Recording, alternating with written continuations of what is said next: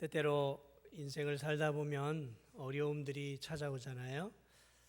이런 어려움들이 저에게도 이렇게 찾아올 때, 이런 어려움들이 좀 없으면 얼마나 좋을까. 이런 어려움들이 없으면 내가 더 신앙생활을 잘 할 수 있을 텐데, 이제 그런 생각을 해볼 때가 있습니다. 그렇지 않아도 살아가는 삶 자체가 우리에게는 힘겨운 삶인데, 거기다가 신앙적인 또 고난과 시련들이 찾아오면 참 목사인 저도 그런 것들을 이겨내는 것들이 참 쉽지 않은 것들을 고백을 하게 되어집니다. 저만이 아니죠. 오늘 우리 신앙생활하는 우리 성도들의 삶 속에도 그런 어려움들이 참 없으면 좋겠다 생각들을 하시겠지만, 그러나 우리의 삶에는 예상치 못한 어려움들이 이렇게 불쑥불쑥 찾아와요.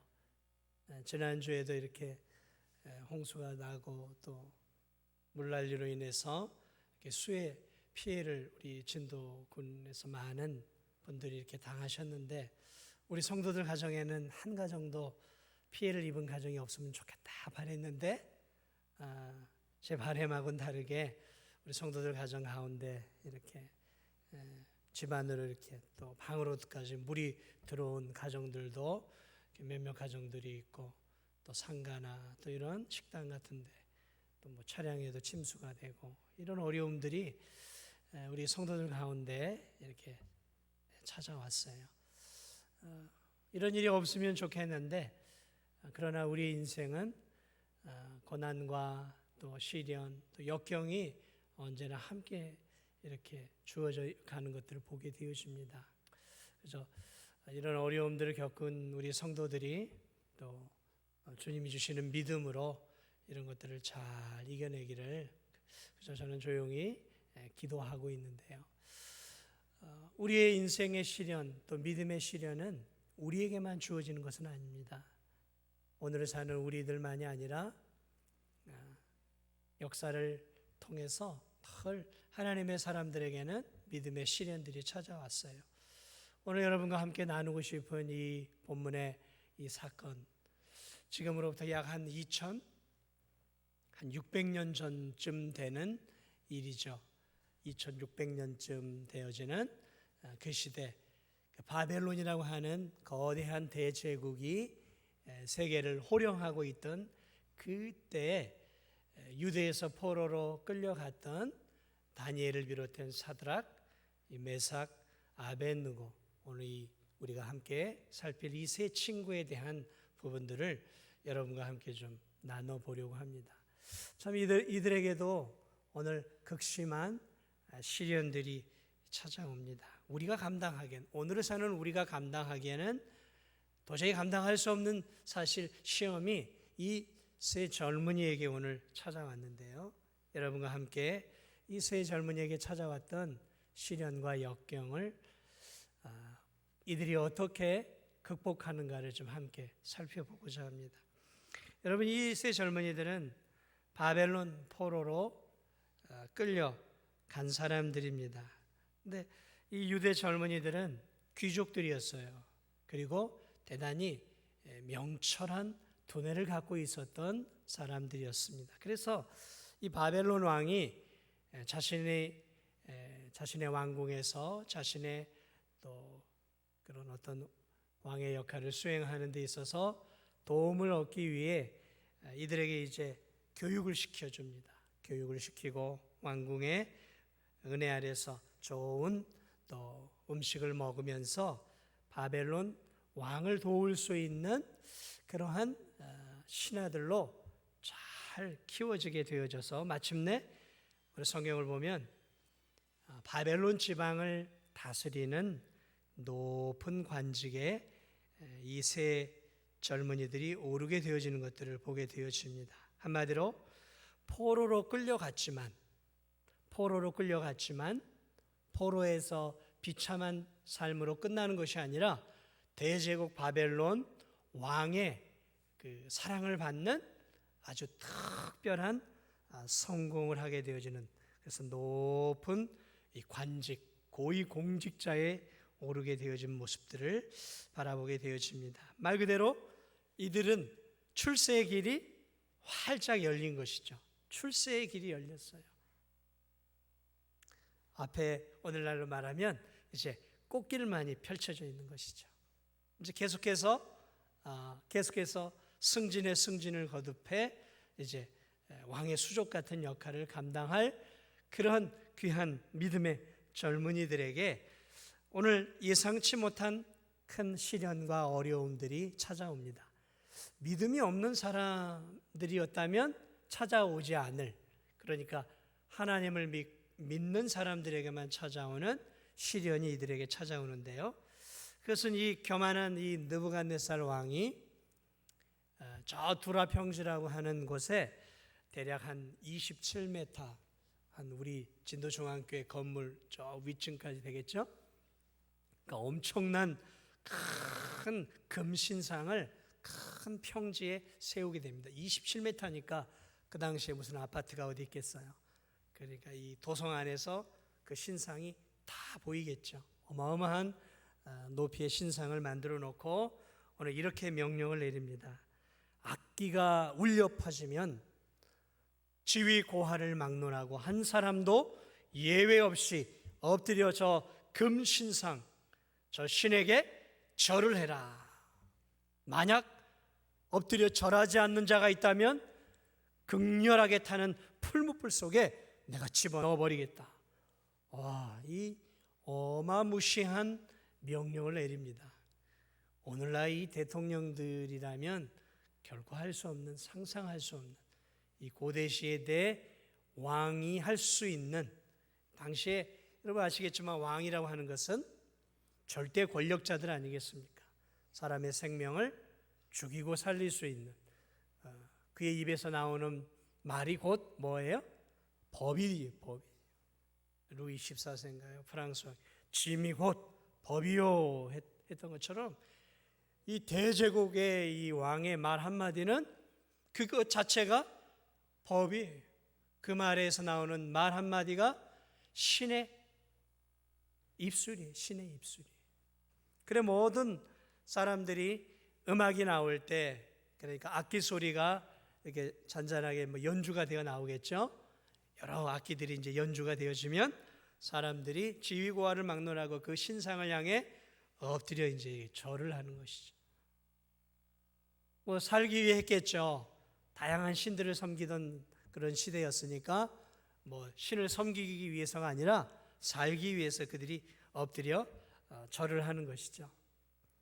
그런데 그 악기 소리에 모든 사람들이 살기 위해서, 가족을 지키기 위해, 자신의 직장을 지키기 위해 엎드려 절을 했단 말이에요. 그런데 놀랍게 이 세 젊은이들은 절하지 않고 그 음악 소리가 날 때 허리를 꼿꼿하게 세워가지고 절하지 않았어요.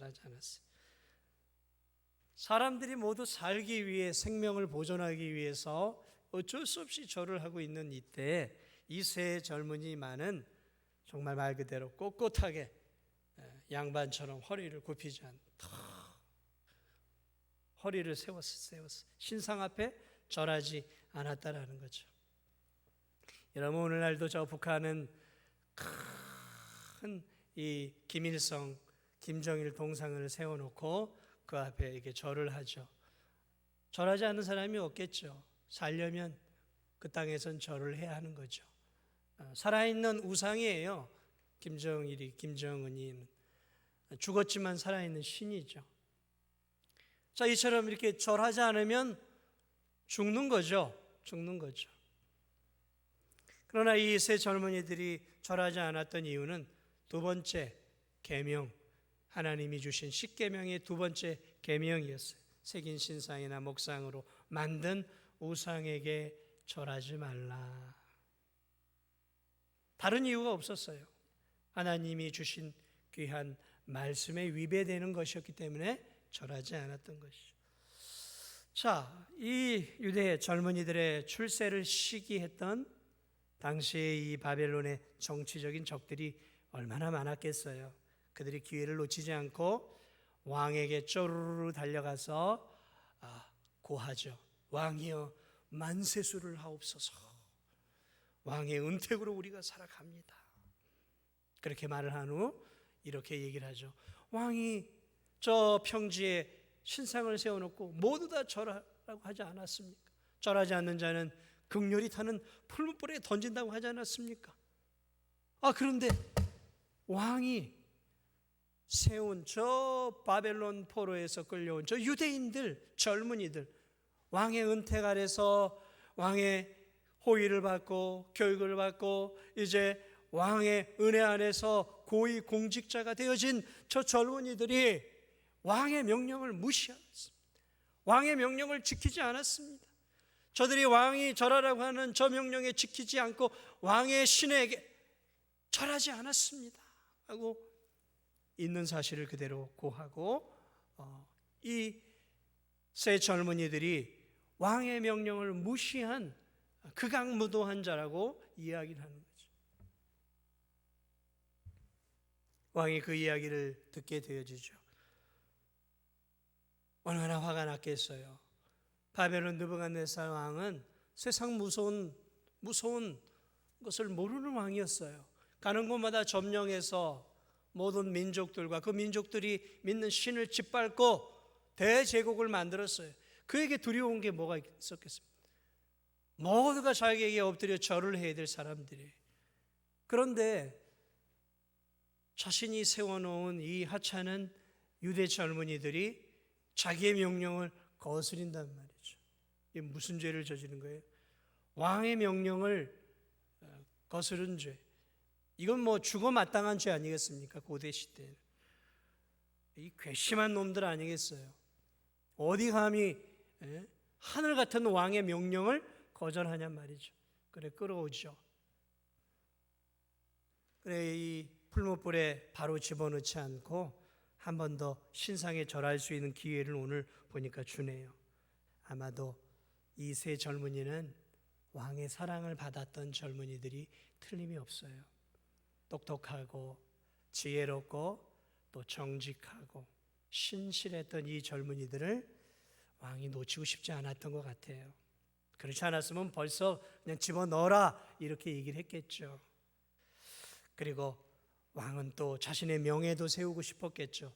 감히 이 땅에 누가 내 명령을 거역해.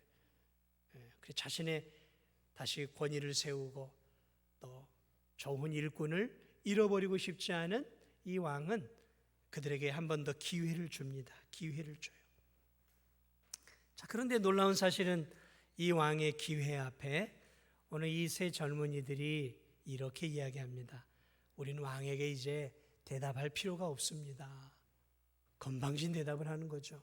내가 한 번 더 기회를 줄 테니까 결정해. 그랬더니 왕이여 이제 대답할 필요도 우리는 없습니다. 무슨 말이에요? 이미 우리가 우리의 행동을 통해 결정한 사항을 우리는 되돌릴 필요가 없습니다. 그대로 진행하십시오라는 거죠. 여러분 이 왕이 얼마나 자존심 상하겠어요. 한 번 더 기회를 더 주었는데 한 번 더 살리고 싶었는데 이 왕이 자존심이 너무 상했죠. 길에 풀무불을 평소보다 7배나 더 뜨겁게. 이 무슨 말이에요? 뜨거울 때까지 뜨겁게 만들라는 거예요. 저놈들 풀무불 근처에만 가도 뼈가 녹을 만큼 뜨겁게 만들라는 거죠. 얼마나 화가 났겠습니까? 우리가 알고 있는 것처럼 결국 이 세 젊은이는 극렬하게 타는 풀무불 속으로 던져지게 되어지죠. 그러나 우리가 알고 있는 것처럼 그 풀무불 속에서 하나님이 한 천사를 보내 그들을 보호하시고 결국은 참 하나님이 누구신가를 이제 나중에 드러나게 되어집니다. 그러나 오늘 거기까지 우리가 갈 필요는 없어요. 오늘 이 18절까지 이 18절 안에서 저는 여러분과 함께 나누고 싶은 게 있어요. 하나님이 역사하시기 전에 오늘 이 세 젊은이의 고백, 우린 더 이상 대답할 필요가 없습니다. 왕이요, 더 이상 우리에게 기회를 주지 마십시오. 우린 이미 마음과 뜻을 정했습니다. 이들의 이 고백, 이런 이 놀라운 사건을 통해서 저는 여러분과 함께 이 시간 짧게 몇 가지 좀 진리를 나누고 싶어요. 첫 번째 진리는 무엇이냐면, 여러분, 우리가 살고 있는 이 세상은 우리의 믿음이 불같이 테스트를 받는 용광로 같은 곳이라는 거예요. 오늘 우리가 살아가는 이 세상은 우리의 믿음이 불길같이 테스트를 받는 용광로와 같은 곳이라는 것이죠. 우린 세상을 살면서, 저도 그래요, 세상을 살면서 그런 질문을 하게 되어지는 거죠. 내 삶 속에 시련과 어려움들이 없다면 내가 더 신앙생활 잘할 텐데 왜 하나님은 이렇게 어려운 시련들을 나에게 주는가? 왜 나에게 고난을 주느냐라는 것이죠.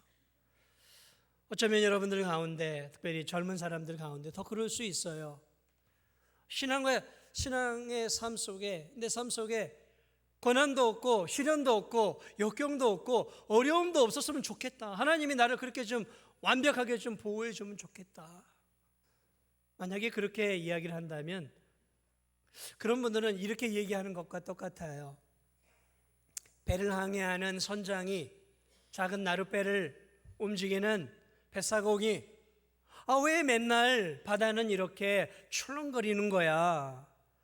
왜 이렇게 바다는 맨날 쉴 틈 없이 이렇게 물결이 높이 올라가는 거야? 좀 잔잔하면 안 되나? 흔들림 없이. 이렇게 말하는 것과 똑같은 거죠. 여러분, 바다는 출렁이는 거예요. 바다는 바람에 의해서 물살이 때로는 높이 올라오는 거예요. 철썩이는 거예요. 그게 바다이죠. 그게 바다다운 바다인 거죠. 그렇습니다. 우리의 인생, 우리의 삶을 살아가는 이 인생은 우리의 믿음을 테스트하기에 너무나 뜨겁게 타오르는 풀무불 같은 그런 용광로와 같은 곳이라는 것이죠. 오늘 이 다니엘서, 우리가 오늘 읽지는 않았지만 다니엘은 또 얼마나 큰 시험을 받습니까? 오늘 이 세 젊은이들, 여러분, 이런 시련은 아무에게나 찾아오는 시련은 아니에요. 우리같이 믿음이 적은 자들에게는 이런 시련은 잘 찾아오지 않아요. 감당할 수 있는 자들에게 이런 시련도 주시는 거예요. 사랑하는 여러분, 이 시련이 얼마나 큰 시련입니까? 오늘 이 세 친구들 앞에 주어진 이 시련, 저는 이 시련들, 이들에게만 이런 시련들이 찾아오는 것일까? 아니에요. 성경을 보니까 믿음의 사람들에게는 다 불과 같은, 그들의 신앙을 불태울 만한 뜨거운 용광로와 같은 시련들이 있었던 것을 보게 됩니다. 노아, 하나님이 방주를 지어라. 사랑하는 여러분, 방주를 그저 1, 2년, 2, 3년 짓는 거라면 방주 짓는 게 시련이 아니었을 거예요. 그런데 생각해 보세요. 그 당시엔 비가 내리지 않았어요. 1년이고 2년이고 10년, 20년, 30년, 40년이 돼도 비가 내리지 않아요. 그런데 여러분, 노아가 방주를 몇 년 지었습니까? 120년이에요. 뚝딱뚝딱 저 산 높은 고지대에다가 어마어마한 배를 지었단 말이죠. 여러분, 사람들이, 동네 사람들이, 주변 사람들이, 마을 사람들이 이 노아를 어떻게 생각했겠어요? 아유, 저 미친놈. 여러분, 그렇게 분명하게 얘기했어요. 1년, 2년 지나고 홍수가 왔으면 좀 나았을 수 있겠죠. 10년, 20년, 30년, 50년, 100년이 지나가도 무슨 비가 오고 무슨 홍수가 나냔 말이죠. 여러분, 그런 가운데서 방주를 지어가고 있는 것은 그건 보통 시련과 시험이 아닌 거예요. 사람들에게 멸시천대를 받는 거예요.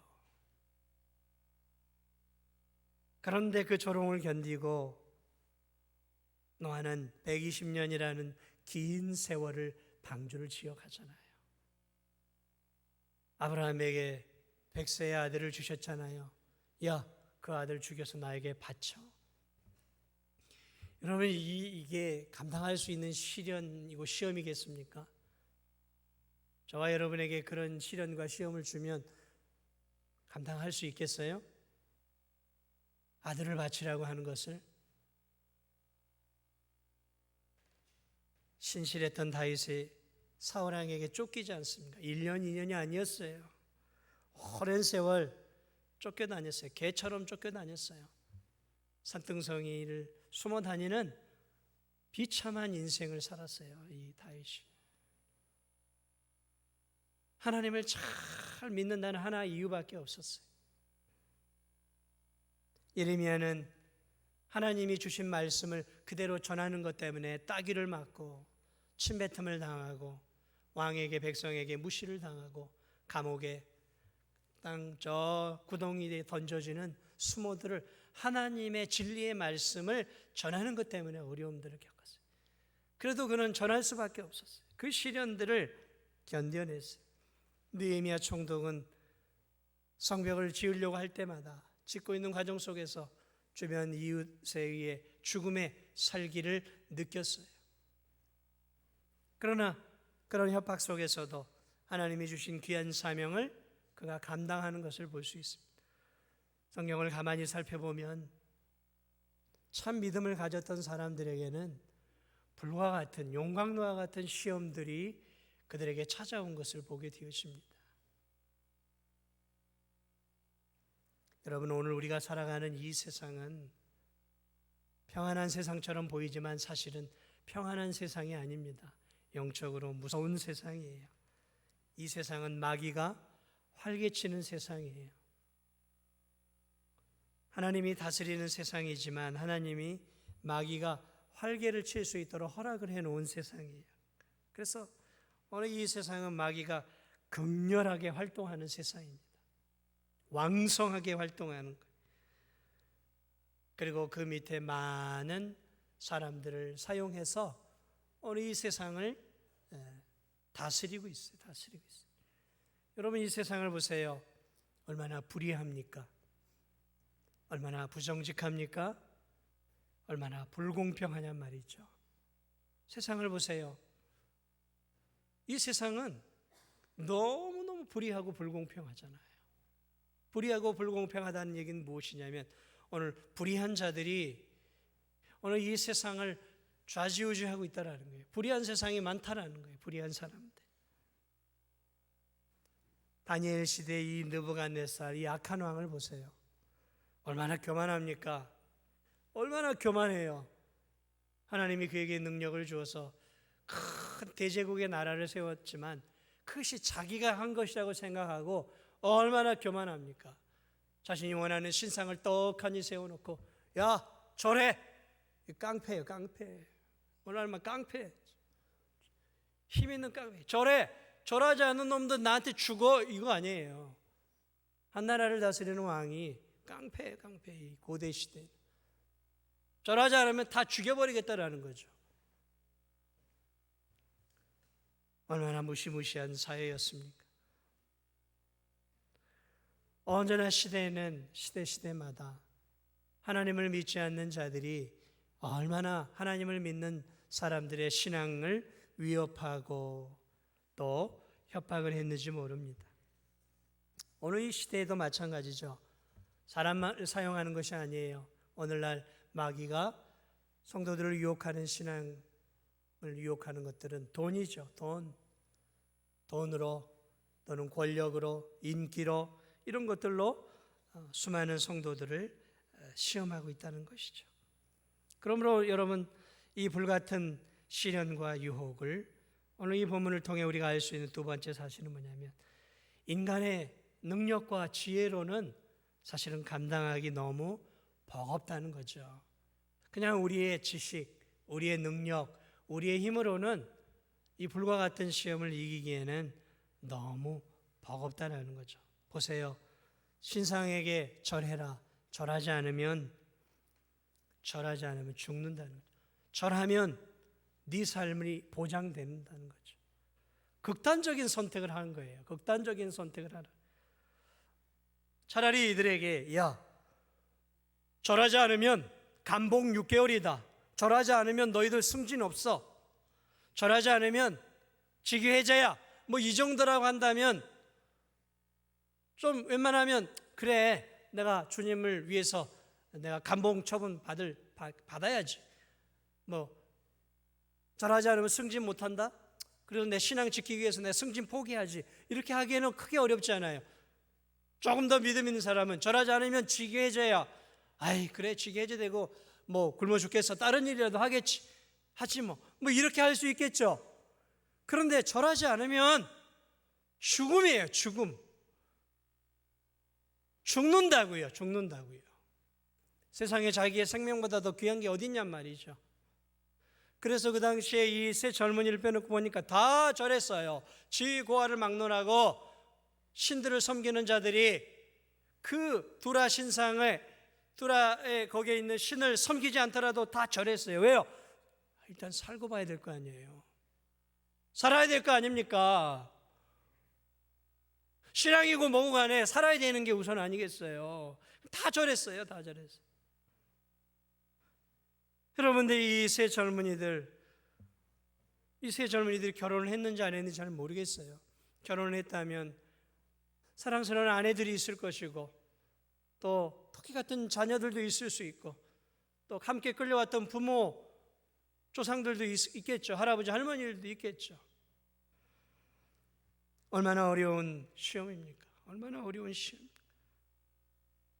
도대체 이들은 어떤 믿음으로, 어떤 것을 가지고 이 어려운 시련들을 이겨냈냔 말이에요.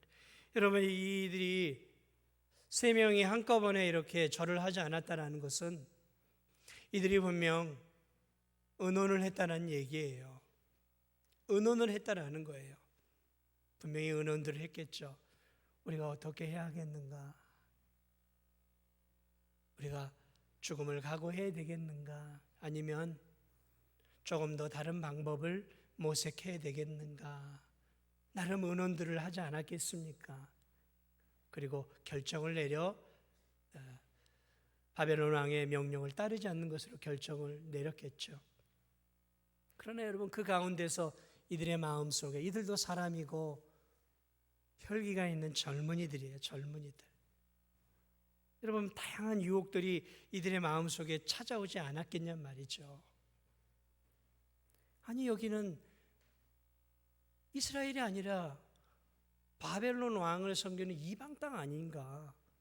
우리가 여기서 이방 땅에서 그래도 하나님을 그런 대로 잘 섬기고 있지 않은가? 그런데 왕이 죽이겠다고 저렇게 강요하고 협박하는데, 강요와 협박이 이렇게 심한데 이건 어쩔 수 없는 거 아닌가?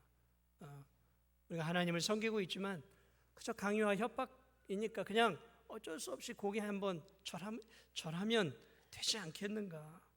이렇게 어쩔 수 없이 절을 했을 때 하나님도 우리를 얼마든지 이해해 주시지 않겠는가? 그렇지 않았겠습니까? 강요와 협박인데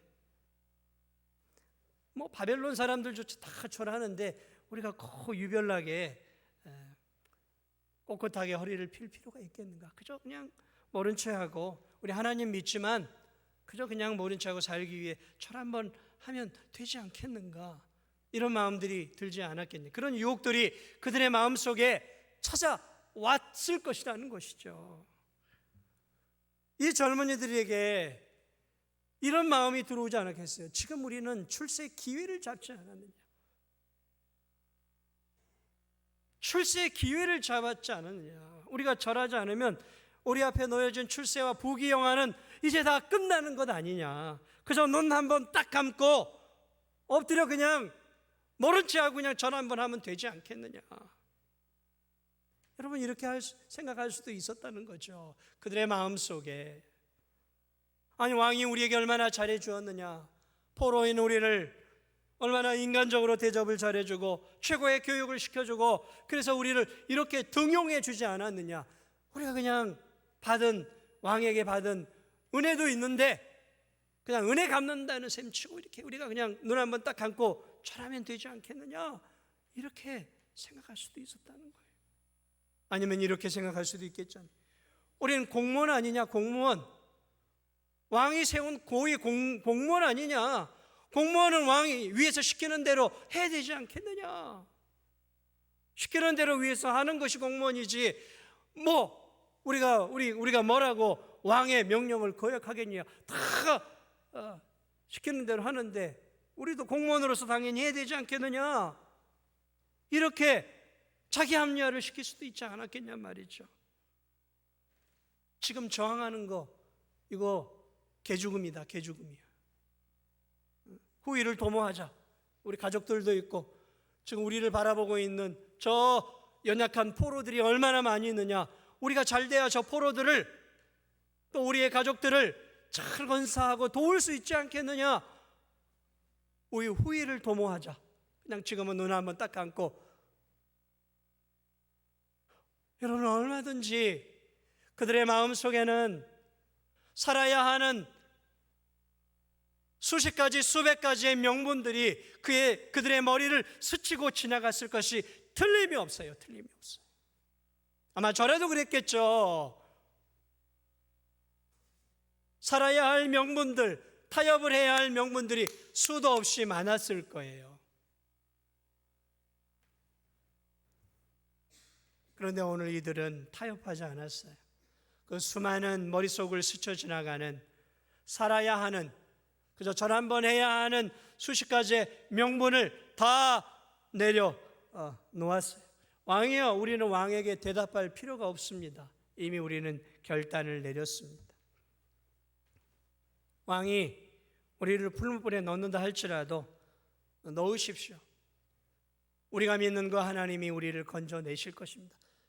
건져내지 않아도 괜찮습니다. 건져내지 않아도 우리는 하나님만을 섬기고 하나님에게만 절을 할 것입니다. 여러분, 오늘 이들이 수십 가지의 살아야 할 이유들을, 명분들을 제쳐놓고 죽음을 선택했던 이유는 단 하나였어요. 그것은 십계명의 이계명 때문이었어요. 십계명의 이계명. 그 이계명은 이렇게 기록되어 있습니다. 신명기 5장 8, 9절. 너는 자기를 위하여 새긴 우상을 만들지 말고 위로 하늘에 있는 것이나 아래로 땅에 있는 것이나 땅 및 물속에 있는 것에 어떤 형상도 만들지 말며 그것들에게 절하지 말며 그것들을 섬기지 말라. 나 내 하나님 여호와는 질투하는 하나님인즉. 그들이 우상에게 절 한번 하는 것에 대해서 수십 수백 가지의 합당한 이유들이 있었지만 그것을 뿌리칠 수 있었던 이유는 단 한 가지였어요. 단 한 가지. 그것은 십계명의 제2계명에서 하나님이 우상에게 절하지 말라라는 그 하나의 하나님 말씀을 그들이 지켰다는 것이죠. 그들에게 있어서 참신은 여호와 하나님이었어요. 여호와 하나님. 그들에게 있어서 신은 둘도 아니고 셋도 아니고 넷도 아니었어요. 당시의 이방인들은 신을 여러 섬겼어요. 자신에게 좋은 신들을 섬겼단 말이죠.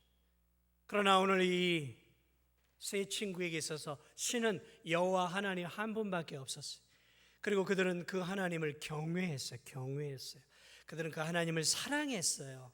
그리고 그 하나님을 경외했어요. 하나님을 사랑하고 그 하나님의 귀히 여겼어요. 그래서 그 하나님이 주신 그 하나님의 말씀, 그 말씀을 지키는 것이 하나님을 경외하고 하나님을 섬기는 삶이었기에 그들은 수십 가지 살아야 할 다양한 삶의 이유들을 다 내려놓고 그 하나님의 말씀에 순종하기 위해서 그들은 과감히 세 사람은 하나의 결단을 내린 것이죠. 절하지 말자. 하나님만을 우리가 섬기자. 우리 하나님만을 경외하자. 우리가 믿고 있는 하나님이 참 상천하지에 온 우주 만물을 다스리시는 참 하나님이 아니시더냐. 우리 하나님만을 섬기자.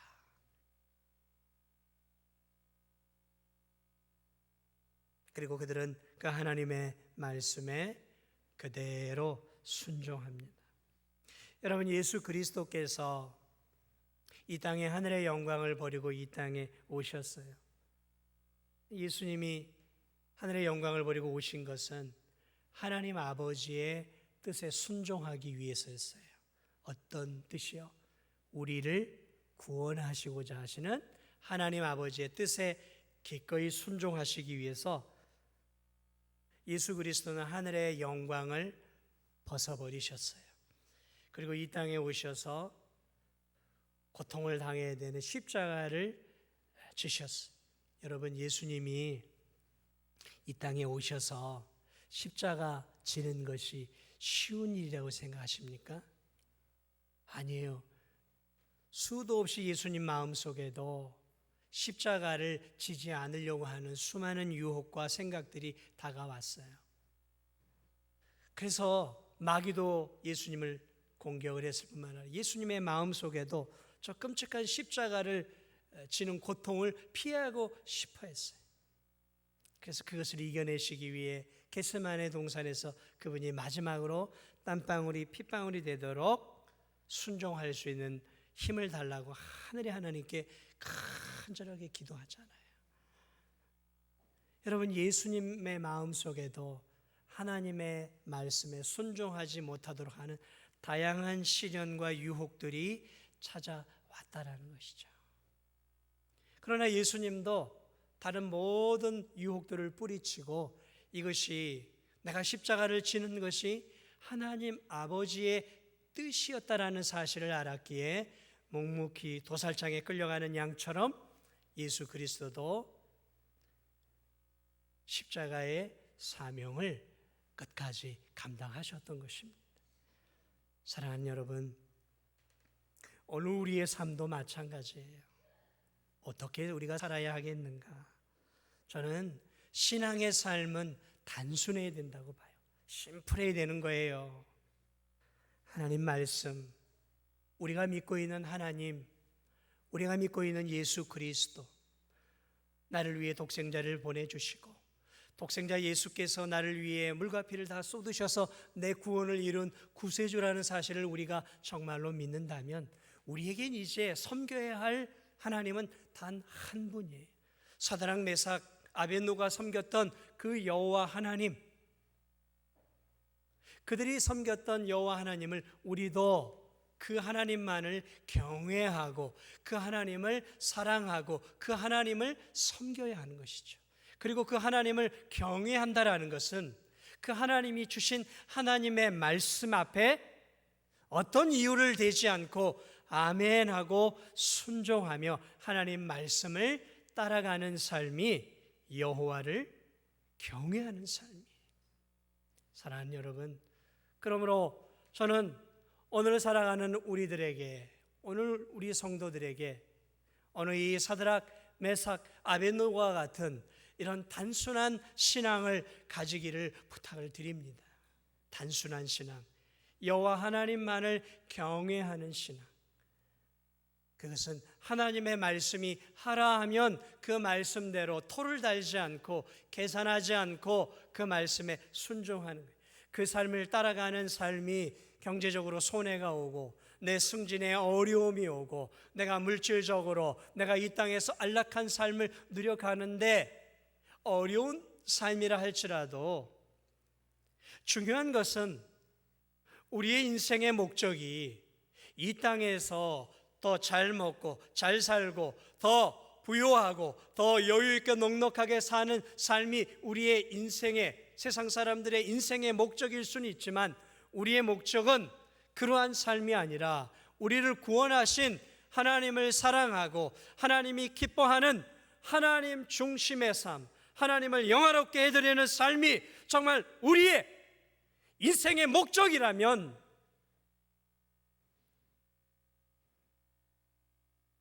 우리에게 주어진 이 귀한 하나님의 말씀이 가라 하면 가는 것이고 하나님의 말씀이 멈추라 하면 멈추는 것이고 하나님이 순종하라 하면 순종하는 것, 말씀을 따라가는 삶이야말로 여호와를 경외하는 삶이라는 것이죠. 사랑하는 여러분, 오늘 우리의 인생의 목적은 무엇입니까? 사드락 메삭 아벳느고에게 인생의 목적이 무엇이었을까요? 부귀영화였을까요? 출세였을까요? 또 오래도록 생명을 유지하는 것이었다면 그들은 이런 선택을 결코 할 수 없었을 것입니다. 이런 선택은 아무나 할 수 있는 선택은 아니에요.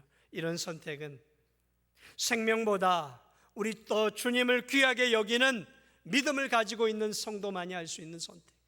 이 세상의 출세와 성공과 명예와 인기와 권력보다 하나님 사랑하는 것이, 하나님께 영광을 올려드리는 것이 내 인생의 더 중요한 목적이다라고 결단한 성도만이 할 수 있는 것이죠. 아무쪼록 오늘 이 귀한 사드락 메삭 아벳느고 인생의 우선순위가 어디에 있었는지, 누구를 정말 사랑하며 살았는지를 우리에게 보여준 이 귀한 신앙의 귀한 선배들을 우리가 바라보면서 오늘 우리의 인생의 목적이 무엇일까? 오늘 내가 돈을 벌고 직장 생활을 하고 먹고 살아가는 인생의 진정한 목적은 누구를 위한 것인가? 다시 한번 우리가 우리 자신의 신앙을 되돌아보시고, 특별히 우리의 삶 속에서 신앙적인 시련과 삶의 어려움들이 찾아올 때, 어쩌면 그때야말로 우리가 정말로 하나님을 사랑하고 우리가 정말 하나님을 경외하고 하나님께 영광을 돌려드릴 수 있는 좋은 기회다 생각하시면서 지금의 주어진 삶의 어려움 속에서 더욱더 하나님을 사랑하고 하나님이 내게 주신 귀한 말씀을 따라 살아가는 하나님 경외의 삶을 살아가는 저와 우리 성도들이 되시기를 주님의 이름으로 축복을 드립니다. 우리 이 시간 함께 기도하기를 원합니다.